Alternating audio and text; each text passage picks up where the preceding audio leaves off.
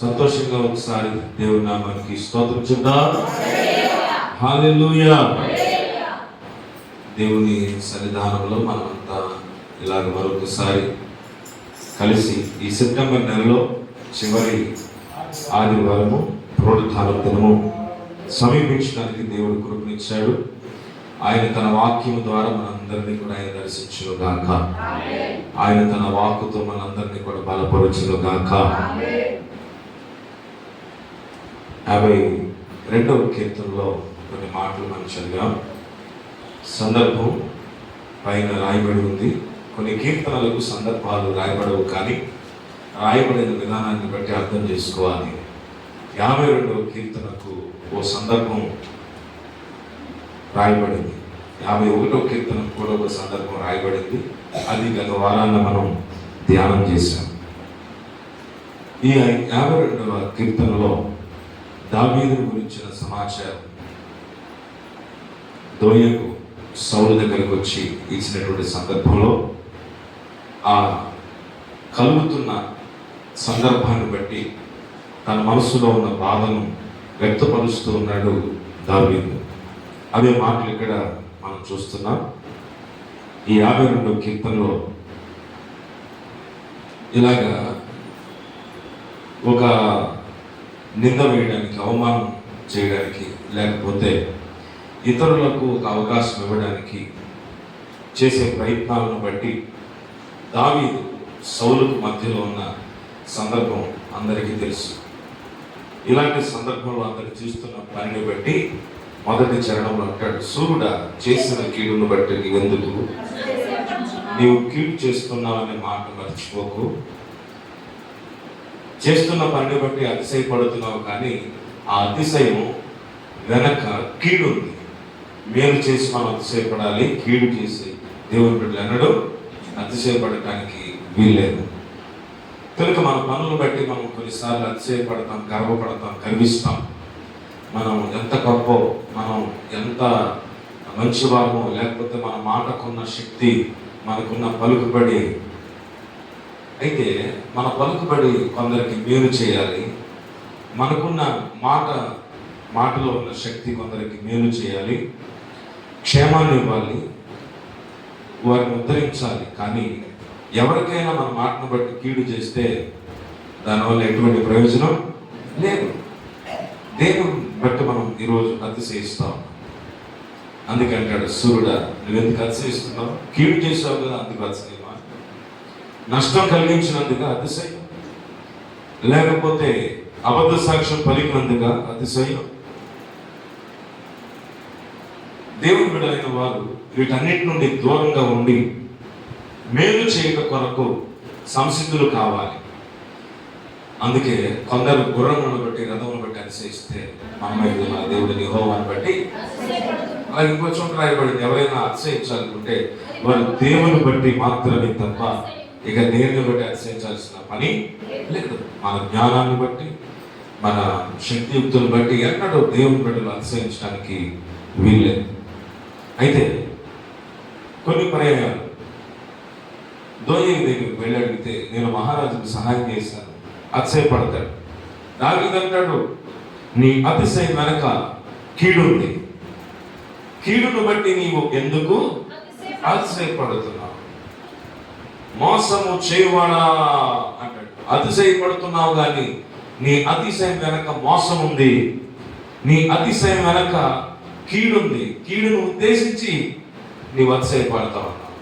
ఈరోజు ఈ మాటలు మన కొరకు దేవుడు ఇచ్చాడని జ్ఞాపకం చేసుకుంటూ, కీడును కలిగించేవి అలాగే మోసపుచ్చే విషయాలు ఎన్నడూ కూడా మన జీవితాల్లో ఇతరులకు చేయకుండా ఉండడానికి మనం ప్రయాసపడాలి. మన వల్ల ఎవరైనా మోసపోతే, మన వల్ల ఎవరికైనా కీడు కలుగుతుంటే ఎన్నడూ కూడా అది మనకు ఆశీర్వాదము కాదు. దాన్ని బట్టి మనం ఎన్నడూ అతిశయించడానికి వీల్లేదు. ఒకరికి క్షేమం కలగచ్చు, సౌలు లాంటి వారికి, కానీ దావీదు వంటి వారికి కీడు కలిగితే ఆ మధ్యలో ఉన్న నీవు దానికి ఏమవుతావు? మధ్యవర్తిగా నీవు కీడును పోగు తీసుకున్న వ్యక్తి అవుతావు. అందుకు జాగ్రత్త. నీకు అటుపక్కన ఇటుపక్కన సౌలు లాంటి వారు ఉంటారు, అటుపక్కన ఇటుపక్కన దావీదు లాంటి వారు ఉంటారు. దోయగు వలె మోసపుచ్చేవారుగా ఉండొద్దు. దోయగు వలె కీడును ఉద్దేశించిన అతిశయాలు పలకవద్దు. ఇది మనకు దూరమవును గాక. దీన్ని దేవుడు మనకు దూరం చేయును గాక. నిజమైన దేవుని బిడ్డలు ఆత్మ భారాన్ని కలిగి వారు దేవుని సన్నిధిలో పోరాడుతారు. వాక్య జ్ఞానం కలిగి కొందరు రక్షించడానికి పరుగులు పెడతారు. ప్రభు సన్నిధికి కొందరైనా తీసుకురావాలన్న తపనతో వారు ప్రయాసపడతారు. అలాంటి మనస్సు మనం కలిగి ఉండాలని దేవుడు కోరుతున్నాడు. ఉదయ కాలం వేళలో దేవుడు ఈ వాక్యం ద్వారా మాట్లాడుతుండగా తర్వాత అంటాడు, 3-4 వచనాలు చూస్తే, మేలు కంటే కీడు చేయటకు, నీతి పలుకుట కంటే అబద్ధము చెప్పుట నీకు ఇష్టమో. ఇతరులను బట్టి అలాంటి కోవలోనికి, అటువంటి ప్రవర్తనలోకి వెళ్ళిపోయే పరిస్థితులు కొన్నిసార్లు ఉంటాయి. మేలు కంటే కీడు చేస్తే మెచ్చుకొని వాళ్ళు ఎక్కువ ఉండొచ్చు. నీతి పలకడం కంటే అబద్ధం పలికితే ఎక్కువ లాభం కలగచ్చు. దేవుని బిడ్డలు వాటన్నిటిని కూడా దూరపరుచుకోవాలి. అప్పుడే దేవునికి మనం ప్రీతికరంగా ఉంటే, దేవునికి ఇష్టకరంగా జీవిస్తాం. కారణం ఏంటంటే దావీదు పారిపోతున్న స్థితిలో ఉన్నాడు. సౌలు సింహాసనం మీద ఉన్నాడు. అబద్ధాలు చెప్తే సౌలు మెచ్చుకుంటాడు. ఇక్కడ చెప్పినట్టుగా మేలు కంటే కీడును ఉద్దేశిస్తే సౌలు వల్ల కలిగే లాభం ఎక్కువ. దావీదు పారిపోతున్నాడు, దావీదు ఏమి చేయలేడు. అది దోయగు యొక్క మనస్తత్వం. ఈరోజు దావీదు లాంటి వారు, సౌలు లాంటి వారు నీ చుట్టూ అటు ఇటు ఉండగా నీవు దావీదు వంటి వారి కొరకు నిలబడిన ఒక భక్తిగల వ్యక్తిపై ఉండాలి. అది దేవుడు కోరుతున్నాడు. ఆ తర్వాత అంటాడు,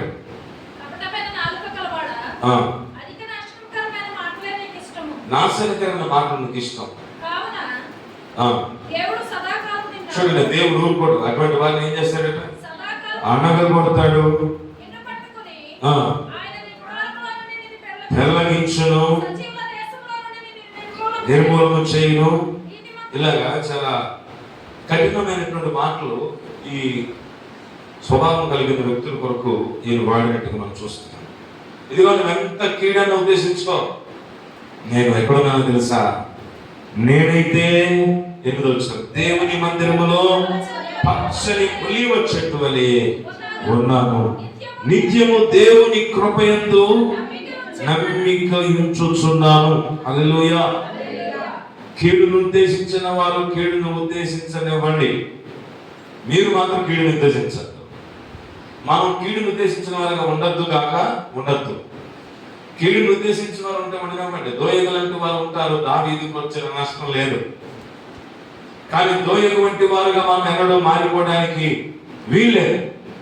దావీదు యొక్క అభిషేకం ఎక్కడ తగ్గలేదు. దావీదు యొక్క ప్రార్థన జీవితాన్ని అతను కాపాడుకున్నాడు, సరి చేసుకున్నాడు. 51వ కీర్తనలో చదివాం. పరివర్తన కలిగిన ప్రవర్తన, ప్రార్థన, పశ్చాత్తాపం, క్షమాపణ దేవుని సన్నిధిలో సరి చేసుకున్నాడు. దేవుడు తన కొరకు ఉద్దేశించిన సంగతులు దావీదు అనుభవించాడు. అందుకే దావీదు ఏమంటాడంటే, నేను దేవుని మందిరంలో పచ్చని ఒలీవ చెట్టు వలె ఉంటాను, నేను అభివృద్ధి పొందుతాను, నేను సమృద్ధిగా ఉంటాను, నాకు వచ్చిన నష్టం ఏమీ లేదు. కీడును ఉద్దేశించే వారు ఉద్దేశించలేమండి. ఆ విషయంలో మనం అభ్యంతరపడాల్సిన అవసరం లేదు. ఏడ్చేవాళ్ళు చాలా ఎక్కువ మంది ఉన్నారు కదా అని చెప్పి నన్ను చూసి ఏడవని ఓటు పెట్టుకోవాల్సిన పని అంతకంటే లేదు. కారణం ఏంటంటే దావీదు గురించి దోయగు ఎన్ని ప్రయత్నాలు చేసినా, ఎంత కీడును ఉద్దేశించినా, ఎన్ని అబద్ధ సాక్ష్యాలు చెప్పినా, ఎన్ని కపటమైన మాటలు చెప్పినా, నాశనం కలిగించే విషయాలు చెప్పినా, కీడు తలపెట్టినా, దేవుడు అతన్ని మేలు కొరకు ఉద్దేశించి నడిపించాడు. యోసేపు జీవితంలో కూడా తన అన్నలు కీడు చేయాలని తలంచారు. కానీ దేవుడు ఆ కీడును ఎట్లా మార్చాడు? మేలుగా మార్చాడు. హల్లెలూయా.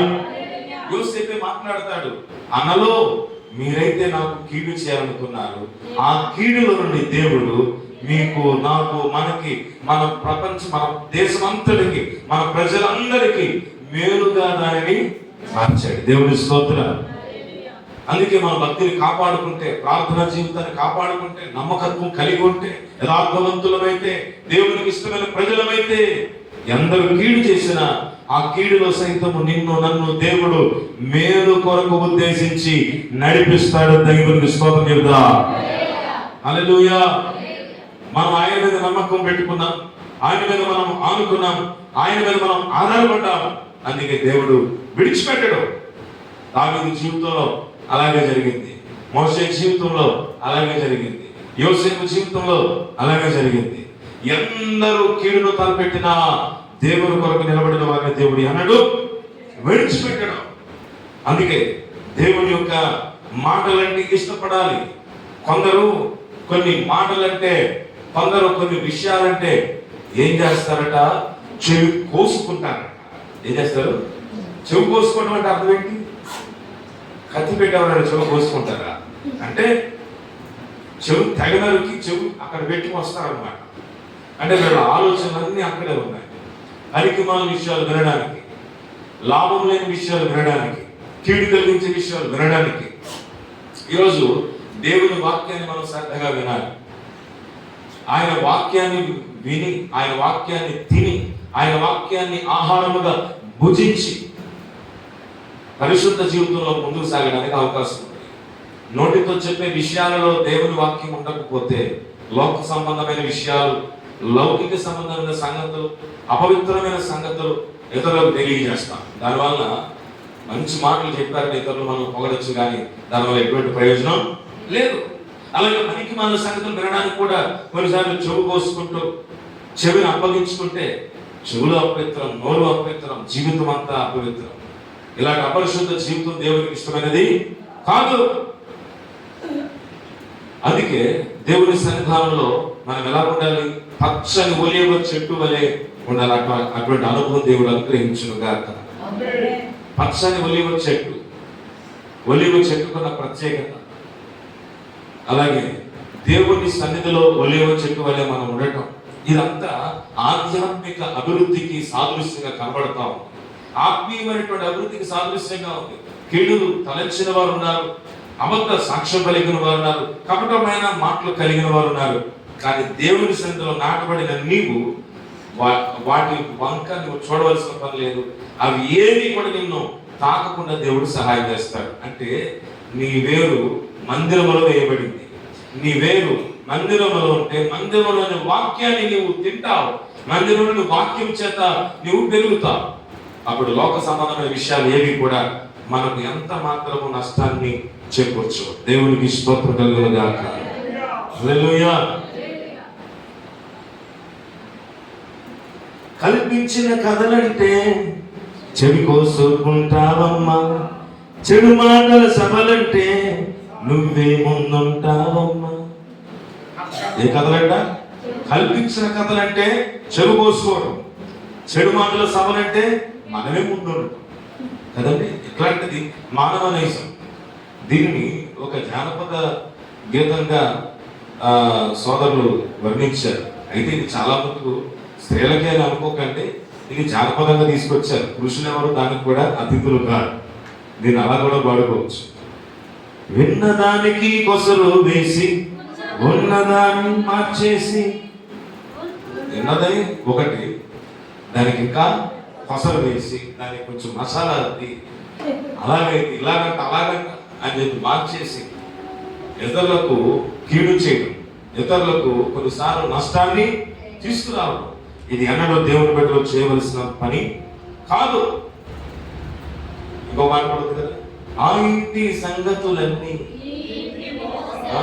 ఆటలు మాత్రం అద్భుతంగా పాడేస్తాం కదండి. మన జీవితంలో వీటన్నిటి నుంచి కూడా విడిపించబడాలి. హల్లెలూయా. పొరిగింటి విషయాలన్నీ ఎవరికైనా చాటింపు వేసుకోవడానికి వాస్తవానికి అతనికి ఎంతో కొంత ఇవ్వాలి, కానీ ఇది ఫ్రీ పబ్లిసిటీ అన్నమాట. చాటింపు వేయడం, పొరిగింటి విషయాలు ఇతరులకు చెప్పడం అంటే అదొక సంతోషం, అదొక సరదా.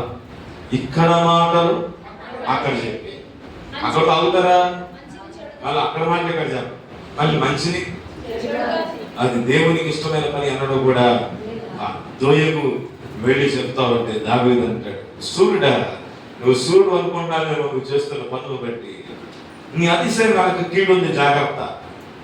నువ్వు గర్వపడుతున్నావేమో, నీ మాటల్లో కపటం ఉంది, జాగ్రత్త. నష్టాన్ని చేకూరుస్తున్నావు, అది నీకు అంత మాత్రము మంచిది కాదు. దేవుడు వెళ్ళగొడతాడు.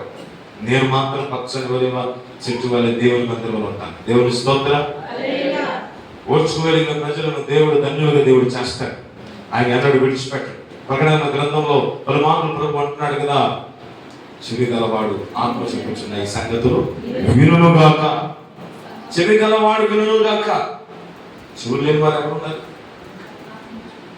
చెవులు లేని వారు ఎవరున్నారు? చెవిటి వారే కానీ వారి చెవులు కూడా ఉంటాయి. చెవికి శబ్దం ఒకవేళ తక్కువగా వినపరచవచ్చు కానీ చెవులు మాత్రం ఉండకుండా.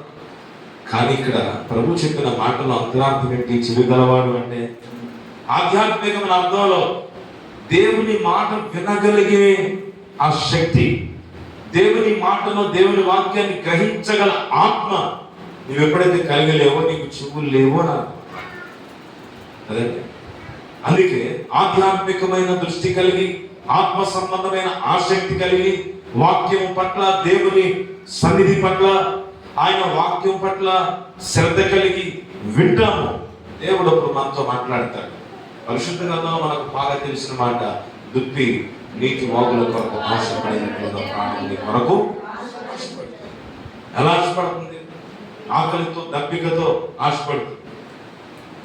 దప్పికతో ఉన్నప్పుడు దాహం తీరితే ఆ సంతోషం లేదు. ఆకలితో ఉన్నప్పుడు ఆహారం తింటే ఆకలి తీరడం లేదు. దేవుని వాక్యం పట్ల ఆసక్తి కావాలి, ఆకలి కావాలి, దేవుని వాక్యం పట్ల దప్పిక కావాలి. లోక సంబంధమైనవన్నీ వినడానికి చెవి కోసుకుంటే, పనికిమాల విషయాలు, కీడు కల్పించే విషయాలు నోటితో చెప్పడానికి వెంపర్లాడుతుంటే దేవుని ఆశీర్వాదం ఇంకెక్కడ? ఆదిమ సంఘంలో, సంఘ స్థాపనలో నిజమైన క్రైస్తవులు వారి వంతు పాత్రను వారు వహించారు. వారు దేవుని వాక్యం పట్ల వారు కలిగిన ప్రవర్తన ఎలాంటిదో తెలుసా? అపోస్తలుల కార్యాలు 2వ అధ్యాయం 37వ వచనం చదవండి. అపోస్తలుల కార్యాలు 2వ అధ్యాయం 37వ వచనంలో చదువుదాం. చూడండి, ఏ మాట? ప్రకటించబడిన వాక్యము వినగా. పేతురు ప్రసంగం చేస్తుంటే, పరిశుద్ధాత్ముడు మాట్లాడుతుంటే వారు వినగా హృదయములో నొచ్చుకొని ఏమి చేయదవో చాలండి. ఏం చేయాలి అని ఒక ప్రశ్న వారి హృదయంలో లేవనెత్తబడింది. వాక్యం విన్న తర్వాత విన్నట్టుగా వారు ఉండిపోలేదు. వాక్యం విన్న తర్వాత ఒక ప్రశ్న వాళ్ళలో మొదలైంది. ఈరోజు వాక్యం విన్న తర్వాత ఎక్కడైనా, ఎప్పుడైనా, కొంచెమైనా ఒక ప్రశ్న వస్తుందంటే లేదు అంటే అర్థం ఏంటో తెలుసా? అర్థమేంటి? నేను చాలాసార్లు చెప్తాను, వేడిగా కాఫీయో టీయో మీరు తాగిన తర్వాత ఒక 2-3 రోజులు 4 పని చేసి చూసారా అంటే అర్థం ఏంటి? ఇక్కడ ఆ మధ్య ఎవరో డెంటల్ హాస్పిటల్కి వెళ్ళారు. డెంటిస్ట్ దగ్గరికి ఎవరు తెరవమ్మా అన్నాడు. ఒక ఇంజక్షన్ చేశాడు, 4 పళ్ళు పీకవులు పారేశాడు. చెప్పబెట్టుకుంటే పీకేసాడు. నాకు తెలియదా మరి పీకుతుంటే ఎక్కడికి వెళ్తుందంటే అక్కడ మొత్తం ఇంజక్షన్ చేసేసాడు. డాక్టర్ గారు ఇది కాదంటే అంటే ఇంకోటి పీకేస్తాడు. ఈ పీకిన ఎందుకు తెలియదు? నెట్ తెలియలేదా? తెలియలేదు. ఎందుకు తెలియలేదు? మొత్తం ఇంజక్షన్ ఇచ్చాడు. చాలా మంది ఆధ్యాత్మిక జీవితంలో ఎలా ఉన్నారు? భక్తులై ఉన్నారు. పడవబడట్లేదు, ఇంకా పొడిచినా కూడా రక్తం రావట్లేదు. స్పర్శ లేని కాలు, స్పర్శ లేని చెయ్యి. ఒకవేళ గాయం తగిలితే వారికి నొప్పి తెలుస్తుందా? తెలియదు. నొప్పి తెలియదు. ఆ అవయవంలో ఉన్న ఇబ్బందులు బట్టి, శరీర సమస్యను బట్టి చర్మం స్పర్శ కోల్పోయినప్పుడు ఒకవేళ ఏదైనా దెబ్బ తగిలి గాయమై రక్తం బలబల కారిపోతున్నా వాళ్ళు చూడకపోతే వారికి తెలియదు గాయమైనట్టు. వాక్యం ఏం చేస్తుందట? నొప్పింప చేస్తుంది. నొప్పి కలుగు చేస్తుంది. నొప్పి కలగట్లేదు అంటే అర్థం ఏంటి? వాక్యంలో తేడా ఉందా? నొప్పి కలగట్లేదు కనుక ఈ హృదయంలో తేడా ఉందా? పరిశీలించుకోవాలి. ఆదిమ సంఘంలో వాక్యం వినగా వాళ్ళ హృదయంలో వాళ్ళు నొప్పించబడ్డారు. వెంటనే ఒక ప్రశ్న వేసుకున్నారు, ఏం చేయాలి? ఈ వాక్యం విన్నాం, ఏం చేయాలి? ఇప్పుడు నేను చేయవలసింది ఏంటి? నా కర్తవ్యం ఏంటి? నా డ్యూటీ ఏంటి? ఈ వాక్యం పట్ల నేను ఎట్లా బ్రతకాలి? నా జీవితాన్ని ఎలాగ మార్చుకోవాలి? నా జీవితాన్ని ఎట్లా మార్చుకోవాలి? నా విధానం ఎలా మార్చుకోవాలి? నేను ప్రయాణించే మార్గం ఎట్లా మార్చుకోవాలి? ఈ ప్రశ్నలు మనలో లేవనెత్తకపోతే ఏం ప్రయోజనం లేదు. ఎన్ని వాక్యాలు విన్నా, ఎన్ని మాటలు విన్నా ఉపయోగం లేదు. ఇది అపోస్తలుల కార్యములు 17వ అధ్యాయం 11వ వచనం చదవండి. అపోస్తలుల కార్యములు 17 11.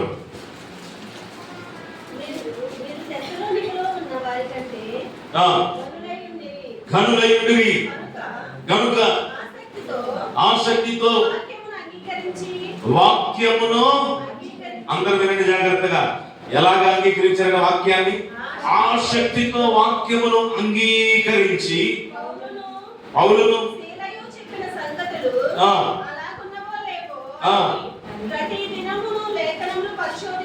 పరిశోధించుచు వచ్చిరి. ఇప్పుడు వీళ్ళు వాక్యం పట్ల ఎలా ఉన్నారంటే ఆసక్తితో వాక్యమును వింటా ఉన్నారట. హల్లెలూయా! ఆసక్తితో వాక్యమును అంగీకరిస్తున్నారు. ఉదాహరణకు ఈరోజు మీరు మటన్ కూర ఎంతమంది వండుకున్నారు? నేనేం రానలేదు వీటికి, దేవుని స్తోత్రం కలుగును గాక. ఒట్టిగా మటన్ కూర వండారా, లేకపోతే అందులో ఏమన్నా పెద్ద పెద్దవి? ఒకవేళ అలాంటివి ఉంటే, ఏమంటే మీకు సమయం అంటూ ఉంటే ఏం చేస్తారు? వదిలిపెడతారా? అందులో ఉన్న మూలం వదిలిపెడతారా? ఏమండి, ఎవరు వదిలిపెడతారు? ఆవిడ చెప్తుంది పాపం, నేను చెప్పట్లా. ఆవిడ చూసి వదిలిపెట్టదు కదా. ఒకవేళ మంచి రుచికరమైన ఉంటే, కొంచెం ఆలస్యమైన, కొంచెం సమయం పట్టిన ఆ రుచికరమైన పదార్థం మనకి ఇష్టం కనుక దానికోసం సమయం వెచ్చించి నోరు కొట్టుకుపోయినా, ఏమంటే సమయం అయిపోతున్నా, ఒకవేళ ఎవరో ఫోన్ చేశారు, వస్తున్నావా? వస్తున్నాడు, కొట్టి అది ఇష్టం, ఆసక్తి, రుచి. ఇదంతా నేను ఎందుకు చెప్తున్నానంటే, వాక్యం అంటే నీకు ఎప్పుడు ఆసక్తి కలుగుతుంది? అది రుచి కలిగిందని తెలిసినప్పుడు. ఇప్పుడు అదే పేరులో తీసుకుని భాగ్యం గారికి ఇస్తాడు పాతలుగా పెట్టేది ఎవరైనా కానీ. ఎందుకని? ఆవిడకి ఆసక్తి కలిగించదు కాదు, కానీ నాన్ వెజ్ లవర్స్ మాత్రం ఇష్టమైనది కనుక, ఆసక్తి కలిగించేది కనుక, ఇది ఇష్టమైనది కనుక, ఇది ప్రీతికరమైనది కనుక నోరు కొట్టుకుపోయి సమయం అయిపోతున్నా దాన్ని పూర్తి చేసే వరకు అక్కడి నుంచి మనం పోం. సహజంగా ఇది మన గుణం. వాక్యం పట్ల వారు ఎలా ఉన్నారు? ఆసక్తి కలిగి ఉన్నారు. దేవునికి స్తోత్రం. ఆసక్తిగా మీరు ఏదో చూస్తా ఉన్నారు టీవీలో. మీకు అనుకోకుండా కొన్నిసార్లు కొందరు నోరు తిరిగి చూస్తూ ఉంటారు, మరికొందరు ఇంకేంటో ఆలోచిస్తూ చూస్తూ ఉంటారు. నిన్నే ఈ లోకం ఉంటారు. కొన్నిసార్లు ఎక్కడైనా బయట ఏదైనా ఒక షాప్ లేకుండా ఎక్కడైనా ఆఫీసులో టీవీ ఉన్న దగ్గర ఏదైనా పని కోసం వెళ్ళామో లేకపోతే ఏమైనా అడుగుతున్నాం అనుకోండి, వాళ్ళు ఆ ధ్యాసలో పడి అదేటో చూస్తారు. ఏదో ఎప్పుడో జరిగిపోయింది, ఎక్కడో ఏదో చూస్తారు. వీళ్ళు కూడా నోరేళ్ళ పెట్టి అలా, అంటే వీళ్ళు ఎక్కడున్నట్టు అనుకుంటారు. కాసేపు ఆ హీరోయిన్ మధ్యలో వీళ్ళే ఉన్నారేమో అనుకున్నట్టు ఫీల్ అవుతుంటారు. రే బాబా చూడలేదు చెప్పండి. అంటే అర్థం ఏంటంటే వీళ్ళ ఆసక్తి ఎక్కడుంది చెప్పండి. మీ గురించి నేను చెప్పట్లేదండి, అసలు మీ గురించి ఎవరి గురించి నేను మాట్లాడాల, అక్కడెక్కడో చూసి చెప్తున్నాను. మీరెందుకు చెప్పండి. వీళ్ళ ఆసక్తి ఎక్కడ ఉంది? ఆ టీవీలో ఉంది, లేకపోతే వీళ్ళ ఆసక్తి ఆ దృశ్యంలో ఉంది. అందుకే ఆ చుట్టుపక్కల ఏం జరుగుతున్నా, ఏం కలుగుతున్నా, ఏమి వినాలో పట్టించుకోరు. ఆసక్తి, నీకున్న ఆసక్తి నీవు నడిపిస్తుంది. వాక్యం పట్ల నీకు ఆసక్తి ఉంటే వాక్యం ద్వారా నీవు సరిచేయబడతావు, హెచ్చరించబడతావు. నొప్పి కలుగుతుంది. ఇందాక నేను చెప్పాను, నొప్పి కలగలేదంటే పంటికి ఇంజక్షన్ చేశాడు, ఆయన మొత్తం ఇచ్చాడు. 2-3 అవసరమైతే 32 పీకి చేతులు పెడతాడు. మొత్తం ప్యాకేజ్ ఒక ₹1,00,000 కట్టించుకోండి అంటాడు. ఆయన వాళ్ళు పీకోవడం లేదు. అలా పీకేవాళ్ళు నేను తక్కువ చేసి మాట్లాడలేదు, వాళ్ళ యూట్యూబ్లో వెళ్తుంది. దేవుని స్తోత్రం. అంటే ఆ సమయంలో మత్తిచ్చి చేసే సమయం కదా. అంటే ఆ మత్తులో ఏమీ తెలియదు, నొప్పి తెలియదు. ఇక్కడ నేనేం చెప్తున్నానంటే, వాక్యం వింటున్నప్పుడు నీకు నొప్పి కలగాలి. కొన్నిసార్లు జరిగిన తర్వాత ఏదైనా జరిగిన తర్వాత, అవునా ఇది నిజమా కాదా, ఒకసారి గిల్లు అంటారు. లేదు, ఎందుకని? నొప్పి కలిగితే ఉన్నాము అని అర్థం. నొప్పి లేదు అంటే అర్థం ఏంటి? భ్రమలో ఉన్నావు, కలలో ఉన్నావు, ఎక్కడో ఉన్నావు. నిజమైన స్థితి నీ జీవితంలో లేదు. వాక్యం వింటున్నావు కానీ నొప్పి కలగడం లేదు. వాక్యం వింటున్నావు కానీ ఎక్కడ కొంచెం కూడా కదలిక లేదు. వాక్యం వింటున్నావు, ఆలకిస్తున్నావు కానీ ఎక్కడ మార్పు లేదు. వాక్యం ఆలకిస్తున్నావు కానీ ఎక్కడ పరివర్తన లేదు. వాక్యం వింటున్నావు కానీ నిన్న ఎలా ఉన్నావో ఇలాగా ఇవాళ కూడా అలాగే ఉన్నావు. కానీ ఒకటి జరుగుతుంది ఏంటంటే, వాక్యం వింటున్నావు కానీ మందిరంలో ఉన్నట్టుగా బయట ఉండట్లేదు.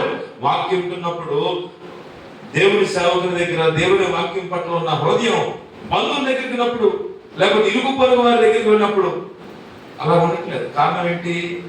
సరైన పరివర్తన లేక. ఈ అనుభవంలో నుండి దేవుడు లోతైన అనుభవంలోనికి ప్రభు నడిపించును గాక. అందుకే వాక్యం ఏమంటుంది? మహిమ నీ దగ్గర ఆగిపోవద్దు కానీ మహిమ నుండి అధిక మహిమలోకి వెళ్ళాలి. పవిత్రతలో, పరిశుద్ధతలో నీవు హెచ్చింపబడిన స్థితిలోకి దేవుడిని తీసుకువెళ్ళాలని ఆశ కలిగి మాట్లాడుతున్నాడు. సామెతలు 1:5 చదవండి. ఒక చక్కటి మాట రాయబడి ఉంది. విన్నవాడు ఏం చేస్తాడు? జ్ఞానము గలవాడు విని వృద్ధి చేసుకుంటాడు. వాడు అభివృద్ధి అవుతాడు. వింటే విన్నట్టుగా ఉండడు, విన్న తర్వాత అభివృద్ధి అవుతా ఉంటాడంట. వాక్యం వింటున్నారు కదా 15 సంవత్సరాలు బట్టి, వాక్యం వింటున్నారు కదా 10 సంవత్సరాలు బట్టి, వాక్యం వింటున్నారు కదా 2 సంవత్సరాలు బట్టి, చిన్ననాటి నుండి వాక్యం వింటున్నారుగా. ఈ వాక్యము ద్వారా ఎంత అభివృద్ధి చెందావు నీవు? ఒక ప్రశ్న. వాక్యం ద్వారా నీవు వృద్ధి కావాలని దేవుడు కోరుతున్నాడు. వాక్యం ద్వారా నీవు పడవబడాలని దేవుడు కోరుతున్నాడు. వాక్యం ద్వారా నీవు సరిచేయబడాలని దేవుడు కోరుకుంటున్నాడు. వాక్యం వినగా ఆ వాక్యం పట్ల ఆసక్తి కావాలి. గర్వం అనే మత్తు కలిగినప్పుడు వాక్యం పట్ల ఏమీ ఉండదు. లేక లోక సంబంధమైన ఆశలనే మత్తు కలుగుతా ఉన్నప్పుడు వాక్యం లోపల పనిచేయదు. తెలుసా మీకు? కొన్నిసార్లు కొంతమందికి సర్జరీ చేసేటప్పుడు వాళ్ళకి డబుల్ డోస్ ఇచ్చారని అంటారు. ఏది? మత్తు. ఒకసారి ఇంజక్షన్ చేస్తే పనిచేస్తుంది కొంతమంది పనిచేయలేదు. అందుకే ఏమి వాళ్ళు డబుల్ డోస్. కొంతమంది ఎలా కొన్నారంటే వాక్యం పట్ల రెండింతల మత్తు, గర్వం అనే మత్తు, లోక సంబంధమైన ఐహిక సంబంధమైన ఆశలు, దురాశలు, ఇలాంటి మత్తు మీ జీవితంలో ఉంటే వాక్యము పొడిచేటప్పుడు, వాక్యము సరిచేసేటప్పుడు, వాక్యం పనిచేసేటప్పుడు, అందుకే దాని కొరకు మనం అవకాశం ఇవ్వాలి. ఇదే సామెతలు 12:15 కూడా చదువుదాం. చూడండి, సామెతల గ్రంథం 12:15 వచనంలో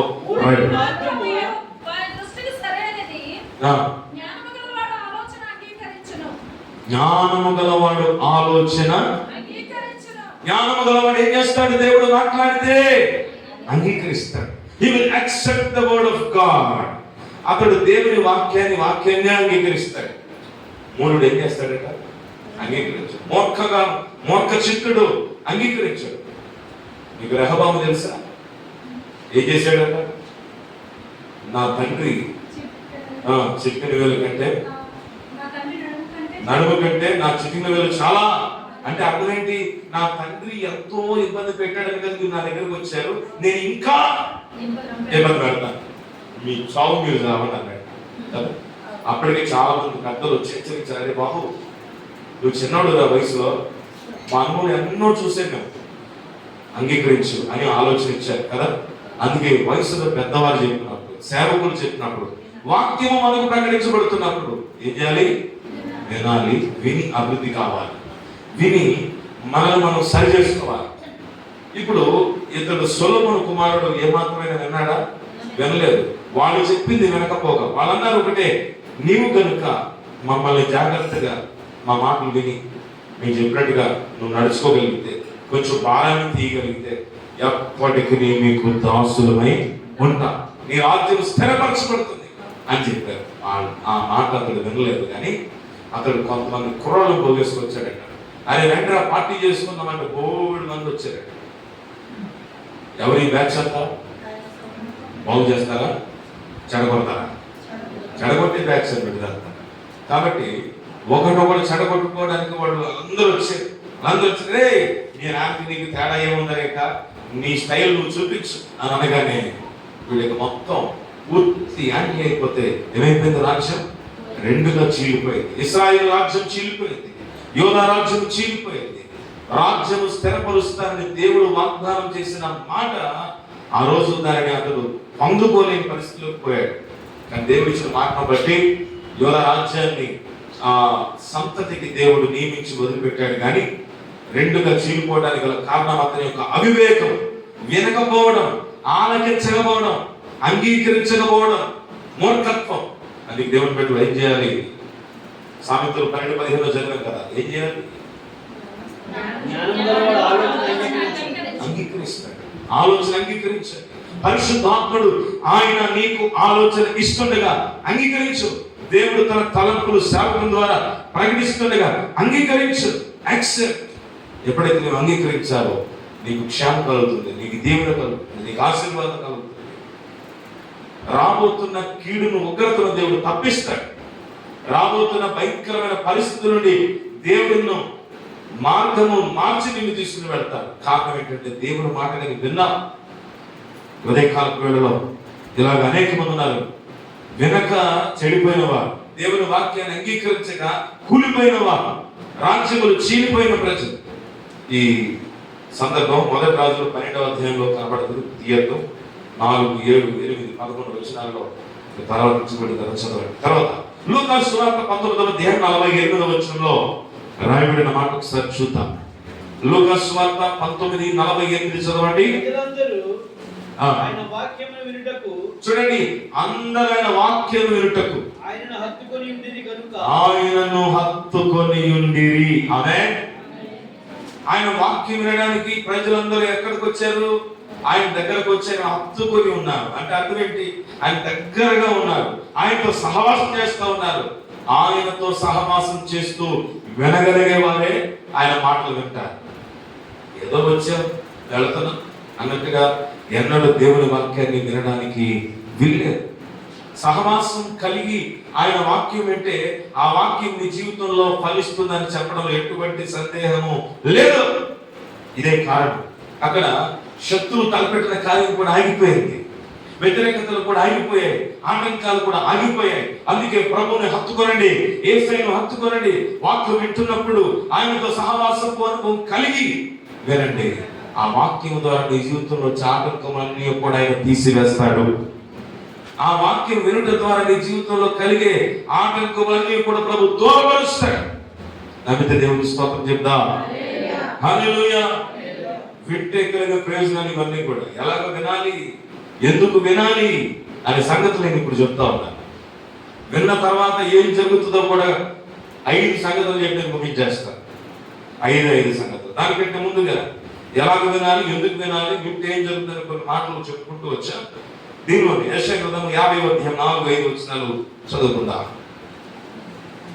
యెషయా గ్రంథము 50:4-5 వచనాలు చదువుకుందాం.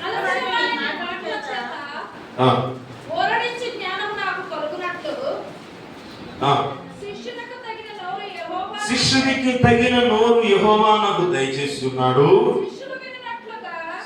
శిష్యులు వినినట్లుగా నేను వినుటకై ఆయన ప్రతి ఉదయమున నాకు వినుబుద్ధి పుట్టించుచున్నాడు. నెక్స్ట్ చదవండి 5వ వచనం కూడా.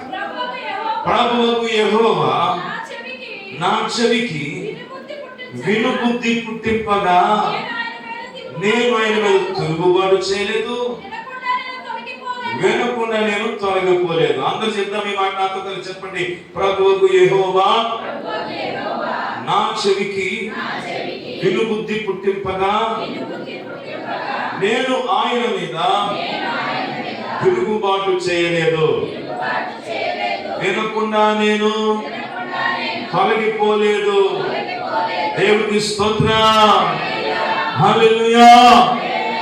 నీ చెవులకు ఏ బుద్ధి కావాలి? ఇప్పుడు వినే బుద్ధి కావాలి. ప్రభువుని అడగాలి. ప్రభువా, వినే బుద్ధి లేదు ప్రభువా, మాంద్యమైపోయింది నాయన, మత్తుగా ఉంది నాయన, గర్వంతో ఉన్నాను, అతిశయంతో ఉన్నాను, రకరకాల పరిస్థితులు వినకుండా చేస్తా ఉన్నాయి, నా వినగలిగే చెవి నాకు దయచేయి అని అడిగినప్పుడు దేవుడు భక్తుల ద్వారా మాట్లాడుతున్నాడు. భక్తుడు అంటున్నాడు, యెహోవా నాకు వినుబుద్ధి పుట్టింపగా తిరుగుబాటుతనం నా జీవితంలో తొలగిపోయింది. ఆమేన్.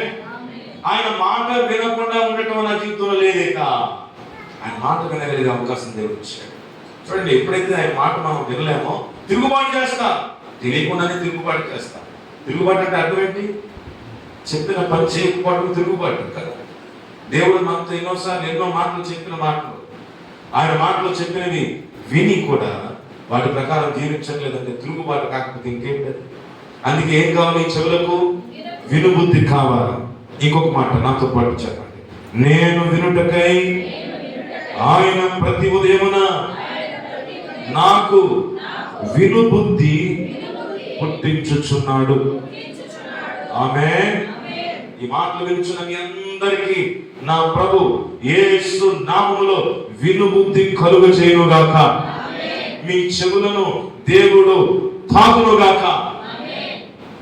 ఆయన మాట విన్నగానే తిరుగుబాటు తత్వం పోయి చేయాలనే ఆశ కలిగి దేవుని మాట ప్రకారం, దేవుని వాక్య ప్రకారం జీవించడం, నివసించడం నేర్చుకోవాలి. ఎందుకంటే ఆయన వాక్యం ఒక్కసారి పైనుండి వచ్చిన తర్వాత ఆ వాక్యం ఒకటి వెళ్ళదు. 55:10 ఇదే అక్షరంలో రాయబడిన మాట. వర్షము హేమము ఎలాగైతే పైనుండి కురిసి అవి ఒక పంటను ఆకాశం నుండి వచ్చి, ఇప్పుడు ఆకాశం నుండి వచ్చిన వర్షం కానీ హిమము కానీ ఒకసారి పడిన తర్వాత పడి వెంటనే అలాగా వెళ్ళవు కదండి. పడిన తర్వాత ఏం చేస్తాయి? భూమిని తడిపి విత్తువానికి విత్తనమును ఆహారమును కలుగుటకై చిగుర్చి వర్ధిల్లునట్లుగా. చూడండి, ఒకటి చిగురు పెట్టాలంటే దాని మీద మంచు పడాలి, వర్షం పడాలి. అలాగే ఒక మొక్క అభివృద్ధి కావాలంటే దాని మీద మంచు పడాలి, వర్షం పడాలి. ఇప్పుడు పడిన వర్షం, పడిన హిమము అది పని చేశాకే, అది పని చేసిన తర్వాతే దాని పని పూర్తవుతుంది. దేవుడు వాక్యం కూడా ఒక్కసారి నీ జీవితంలోకి వచ్చిన తర్వాత ఒట్టిగా వెనక్కి వెళ్ళేదిగా ఉండదట. అందుకేం చేయాలప్పుడు ఆ వాక్యము ఫలింప చేయబడేటట్టుగా దానికి మనము అవకాశం ఇవ్వాలి. వర్షము ఎలాగైతే తడిపి భూమిని తడిపి సేద్యపరచడానికి అవకాశం ఇచ్చి విత్తేవానికి విత్తనమును, తినేవానికి ఆహారం ఎలాగైతే పెడుతుందో ఈ వాక్యము కూడా. ఆమేన్. అంత చెప్తానా? ఆమేన్.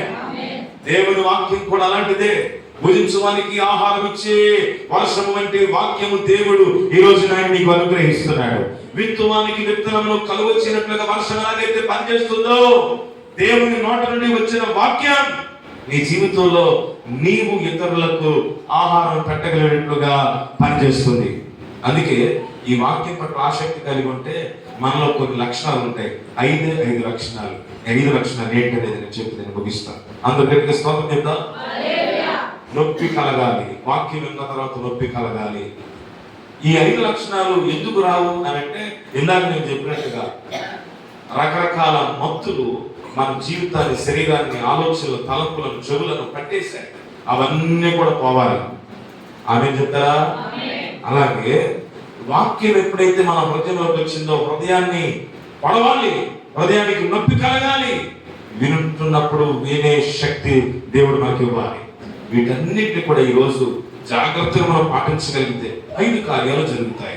ఒకటి, మనందరికీ బాగా తెలిసినటువంటి మాట, వినుట వలన విశ్వాసము కలుగును.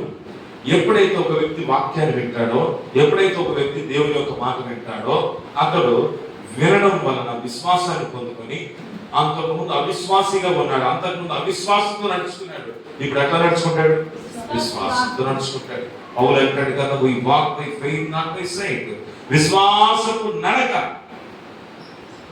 చూసి చెప్పచ్చు కదా, కాల్లో ముళ్ళు దిగిందా లేదా. ఒక వ్యక్తి నడుస్తా ఉన్నాడు, కుంటుతూ నడుస్తుంటే అర్థం ఏంటి? అతని కాలు బాగోలేదని, లేకపోతే అతని యొక్క నడక సరిగా లేదంటే అర్థం ఏంటి? ఏదో తేడా ఉన్నది. నీ విశ్వాసపు నడకలో కనుక కుంటితనం ఉంటే, నీ విశ్వాసపు నడకలో కనుక ఏదైనా వ్యత్యాసం ఉంటే అర్థం ఏంటి? వాక్యము సరైన విధానంలో నీ జీవితంలో ఫలింప చేయబడట్లేదు. ఒక పొలంలో వర్షం వచ్చి బాగా పడి దాన్ని తడిపి అది అభివృద్ధి అయితే దాని అర్థం ఏంటి? ఆ వర్ష ఫలం కనిపిస్తావు. వాక్యమైన వర్షం నీ జీవితంలో కురుస్తున్నప్పుడు వాక్యం యొక్క ఫలం మన బ్రతుకులో కనిపించాలి ప్రజలకు. ఆమేన్. సంఘానికి కనబడాలి, సేవకులు కనబడాలి. కనుక విశ్వాసపు నడక చెప్పడం వాక్యాన్ని వింటున్న వాళ్ళు వాళ్ళ నడక ఎలా ఉంటది? విశ్వాసపు నడకగా ఉంటది. అవిశ్వాసులుగా నడవరు. ఇంకా నీ నడకలో వంకర త్రోవలుంటే, ఇంకా నీ నడకలో వంకర చేష్టలుంటే, వంకరగా నువ్వు నడుస్తున్నావంటే, వంగిపోయి నడుస్తున్నావంటే, విశ్వాసంతో నడవలేకపోతున్నావంటే, నీ జీవితంలో బ్రతుకుల్లో విశ్వాసం కనిపించట్లేదు. అర్థమేంటి? ఈ వాక్యం ఇంకా పనిచేయలేదు అని అర్థం. సరి చేసుకుందాం అందరూ. స్తోత్రం చెప్దాం. రెండవది యాకోబు పత్రిక 1వ అధ్యాయం 22వ వచనంలో చదువుకుందాం.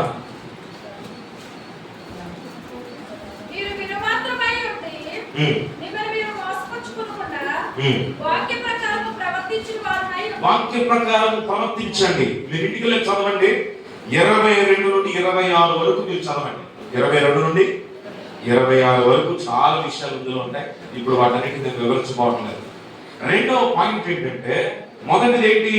వాక్యము సరిగా వింటే వాక్య ఫలం వారి జీవితంలో ఉంటే ఎక్కడ కనబడుతుంది? వాళ్ళ నడకలో కనబడుతుంది. విశ్వాసపు నడక. చెప్పండి అందరూ. రెండవది ప్రవర్తనలో కనబడుతుంది. వాక్యం ఎక్కడ కనబడుతుంది? ప్రవర్తన. మార్పు చెందిన ప్రవర్తన. చెప్పండి అందరూ. ఇప్పుడు నడకలో విశ్వాసం కనబడుతుంది, ప్రవర్తనలో మార్పు కనబడుతుంది. ప్రవర్తనలో మార్పు లేదు అంటే అర్థం ఏంటి? ఇంకా వాక్యం విన్నట్టుగా విన్నారు కానీ వినలేదు. వాక్యం వింటున్నట్టుగా వింటున్నారు కానీ ఆ వాక్యం పని చేయట్లేదు. అర్థమేంటి? 22 నుంచి మీరు చదువుతామని అర్థం అవుతుంది. మీరు వింటే కుదరదు. విన్న తర్వాత మీ జీవితాన్ని మార్చుకోండి. విన్న తర్వాత వాక్య ప్రకారంగా ప్రవర్తించండి. వాక్యం ఏదైతే చెప్పిందో దాని ప్రకారం చేయండి. వాక్య ప్రకారం మీరు చేయకపోతే ఆ వాక్య సంబంధమైన ప్రవర్తన మార్పు మీ జీవితంలో ఉండదు. రెండవది, నిజంగా వాక్యం పనిచేయాలని పనిచేస్తుందంటే అర్థం ఏంటి?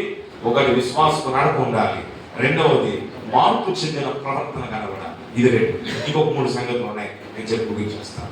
యోహాను సువార్త 15వ అధ్యాయం 3వ వచనంలో యేసుక్రీస్తు ప్రభువు వారు శిష్యులైన వారితో ఆయన స్వయాన మాట్లాడిన ఒక మాట ఉంది. నేను మీతో చెప్పిన మాటను బట్టి మీరు ఇప్పుడు పవిత్రులై ఉన్నారు. చాలండి. యేసయ్య అంటాడు, నేను మీతో మాట్లాడుతుండగా, నేను మీకు సెలవిచ్చుచుండగా, నేను నా వాక్యాన్ని మీకు అందిస్తుండగా, ఈ వాక్యమును వినుట ద్వారా మీరు పవిత్రతలోనికి వచ్చారు. గట్టిగా స్తోత్రం చేద్దాం. ఒకవేళ ఇంకా పవిత్ర జీవితం కనబడలేదు అంటే అర్థం ఏంటి? వాక్యం సరిగా మనలో పని చేయట్లేదు. వాక్యంలో లోపం, మనలో లోపం. ఆ లోపాన్ని సరి చేసుకుంటే వాక్యం ఎంతో శక్తివంతమైనది. ఆమేన్. అందుకే మొదట విశ్వాసపు నడక నీ జీవితంలో కనబడాలి. రెండవదిగా ప్రవర్తన మార్పు కనిపించాలి. మూడవదిగా పవిత్ర జీవితం. చెప్పండి, మూడవది ఏంటి? పవిత్ర జీవితం. ఈ పవిత్ర జీవితం కనబడుతుంది. యేసయ్య అంటున్నాడు, నేను మాట్లాడుతుండగా నా మాటలో బట్టి మీరు పరిశుద్ధులవుతున్నారు. You are holy by the word of God. మీరు దేవుని వాక్యము వినుట చేతనే, ఆయన వాక్యములో కడగబడడం ద్వారా శుద్ధి చేయబడుతున్నారు. ఎందుకంటే వాక్యము దేంతో పోల్చబడింది? శుద్ధ జలము, హోలీ వాటర్. ఎఫెసీ పత్రికలో మనకు రాయబడిన మాట మనందరికీ తెలుసు. ఎటువంటి మచ్చైనను, ముడతైనను, కళంకమైనను అంటే ఇది ఏదైనా లేక సంఘము నిత్యము ఏం చెప్పాలి? వాక్యం అనే ఉదక స్నానం. ఈరోజు ఈ వాక్యాలన్నీ చెప్పడానికి కారణం ఏంటి? ప్రతి వారం ఎన్నో వాక్యాలు చెప్పి వాక్యాల చేత సంఘాన్ని బలపరచడానికి గల కారణం ఏంటి అంటే, సంఘం ఏం చేయబడాలి? ఉదక స్నానం చేయబడాలి. నమ్మితే అందరూ ఆమేన్ చెప్పండి. సంఘము వాక్యము ద్వారా కడగబడాలి. సంఘము వాక్యమనే పరిశుద్ధ జలము చేత శుద్ధి చేయబడాలి. వాక్యపు నీడల్లో హృదయాలు తడపబడాలి, జీవితాలు కడగబడాలి. ఎందుకంటే వాక్యము శుద్ధి చేస్తుంది జీవితం. దేవుని స్తోత్రం కలుగును గాక. అందుకే మూడవది ఏంటి చెప్పండి? పవిత్ర జీవితం. పవిత్ర జీవితం. మొదటిది విశ్వాసపు నడక, రెండవది ప్రవర్తనలో మార్పు, మూడవది పవిత్రమైన జీవితం. అది జీవితం ఎలా ఉండాలి? పవిత్రంగా ఉండాలి. దేన్ని బట్టి? దేవుని మాటను బట్టి. దేవుని మాటను బట్టి. ఎఫెసీ పత్రికలో వాక్యం చదివితే అర్థమవుతుంది. వాక్యము వింటున్న దాన్ని బట్టి, వాక్యంలో కడగబడుతున్న దాన్ని బట్టి సంఘము పరిశుద్ధతలోనికి వెళుతుంది. సంఘము పవిత్రపరచబడుతుంది, పవిత్ర జీవితాన్ని సంతరించుకుంటుంది. అందుకే వాక్యం విని విని విని మన లోపాలన్నీ కూడా శుద్ధి చేయబడాలి. ఆమేన్, హల్లెలూయా. అంటే గొప్పతనం కొరకు నేను చెప్పట్లేదు. నేను ఎక్కడికి వెళ్ళినా నా సంఘానికి నేను ఎట్లా బోధించుకుంటానో, ఎక్కడికి వెళ్ళినా అక్కడ కూడా దేవుని సంఘమే. నాది కావచ్చు, ఇంకోటి కావచ్చు, మనది కావచ్చు, అందరు సార్వత్రిక సంఘం, అందరూ దేవుని బిడ్డలు. ఇలాగే వాక్యం బోధిస్తూ ఉంటే హైదరాబాద్లో అక్కడ ఒక గెస్ట్ వచ్చారు. ఆయనకు ఒక టెక్స్టైల్ కంపెనీ ఉందట. వాక్యం అంతా అయిపోయిన తర్వాత నా దగ్గరికి వచ్చి, మీరు ఈ సంఘాలు అనుకుంటున్నారండి అన్నాడు. కాదండి, మన ఇక్కడ కాదు, మన ఆంధ్ర అని చెప్పారు. అప్పుడు ఆయన అన్నాడు, అంటే అలా కాదు, మీరు వాక్యం చెప్తుంటే మీ సొంత విశ్వాసం హెచ్చరించినట్టు ఉందండి. మీ సొంత సంఘానికి చెప్తే వాక్యం ఎలా చెప్తున్నారు, అలా చెప్తున్నారు. మరి సొంత సంఘమే, ఎవరిది సంఘం? యేసయ్యది. అది హైదరాబాద్లో ఉండొచ్చు, అమెరికాలో ఉండొచ్చు, లేకపోతే విజయవాడలో ఉండొచ్చు, సీతంపాటలో, ఎక్కడైనా సరే దేవుని బిడ్డలైన వారు వాక్యం ద్వారా ఏం చేయబడాలి? కడగబడాలి. అది దేవుని ఆలోచన. అందుకే సేవకుడు వాక్యం ద్వారా సంఘమును కడగటానికి అవకాశం కావాలి. ఓకే, ఇది మూడవది. నాలుగవది, మార్కు సువార్త 4వ అధ్యాయం 20 వచనం చదువుదాం. మార్కు సువార్త 4:20 చదవండి.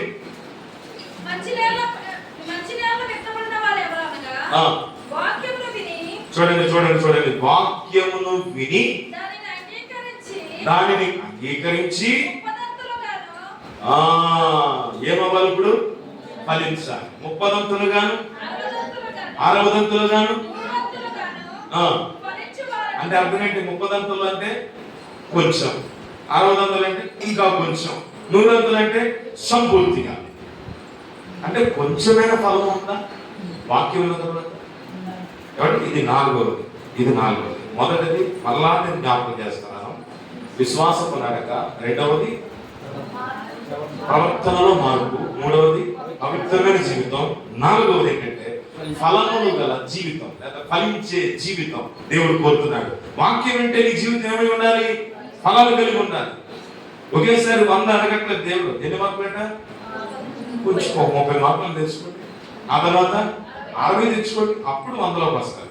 అసలు 30 రాదు మనకి.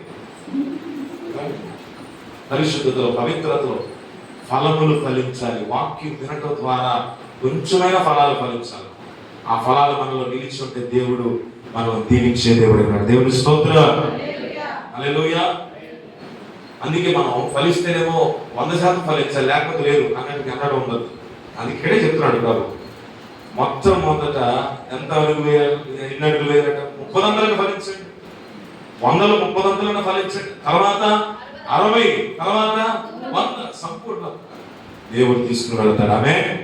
అది ఆసక్తి కాదు ప్రభు, కొంచెం పరిశుద్ధతలో, పవిత్రతలో ముందుకు సాగుతాయి, ఫలాలు ఫలిస్తాను. ఇక చివరిగా ఐదవది ఏంటంటే 1 పేతురు 2వ అధ్యాయం 2వ వచనం. 1 పేతురు 2వ అధ్యాయం 2వ వచనం.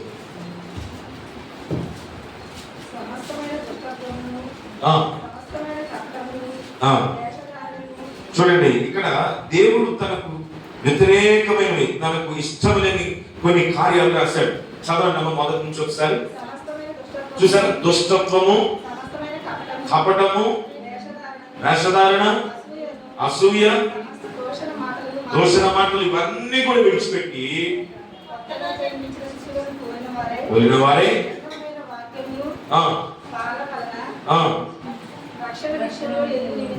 రక్షణ విషయములో ఎదుగు నిమిత్తము. చూడండి, ఇప్పుడు ఆ ఆహారం ఏది? వాక్యం అనే పాలు అనే ఆహారాన్ని ఆపేక్షించి మనం తీసుకుంటే, పాలు తాగుతున్న కుమారుడు, కుమార్తె, బిడ్డ, ఆ పసిపాప ఏమవుతుంది? ఎదుగుదల వస్తుంది కదా. పాలు తాగుతూ ఉంటే మొదటి నెలలో ఉన్నవాడు మొదటి నెలలో ఉన్నట్టుగా 6 నెలలు ఉంటాడా? ఎలా ఉంటాడు? ఆ పాల చేత నిజంగా చక్కగా వాడు పోషించబడతా ఉంటే మంచిగా ఉంటాడు. ఎలా ఉంటాడు?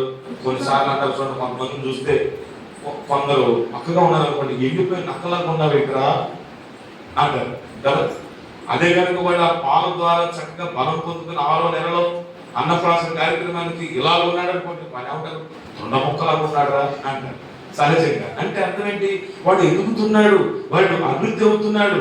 వాడు ఉన్నప్పుడు, అంటే వాడు పుట్టినప్పుడు ఉన్నట్టుగా వాడు లేడు.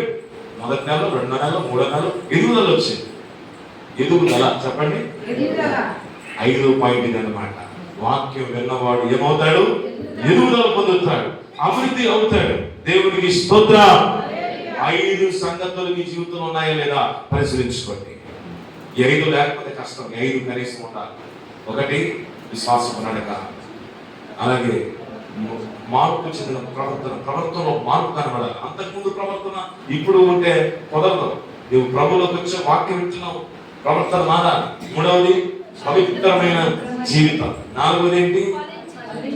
4వది ఫలించాలి. కొంచెమైనా ఫలించాలి, తర్వాత ఇంకొంచెం, తర్వాత ఇంకొంచెం. 5వది ఎదుగుదల. వాక్యం విన్నవారు, వాక్యం పట్ల ఆసక్తి కలిగిన వారు ఖచ్చితంగా వారు ఎదుగుతారు, వారు అభివృద్ధి పొందుతారు. ఈ 5 విషయాలు మనలో ఉన్నాయని పరిశీలించుకొని ప్రార్థించేద్దాం. ఈ ఉదయకాల వేళలో ప్రభు సంఘానికి వచ్చిన మనం, ప్రభువా ఎప్పుడు వినే వ్యక్తిగా నేను ఉంటాం కాదయ్యా. కొన్ని కార్యాలు నా జీవితంలో జరగాలి, కొన్ని పనులు నా జీవితంలో జరగాలి, కొన్ని మార్పులు నా బ్రతుకులో జరగాలయ్యా.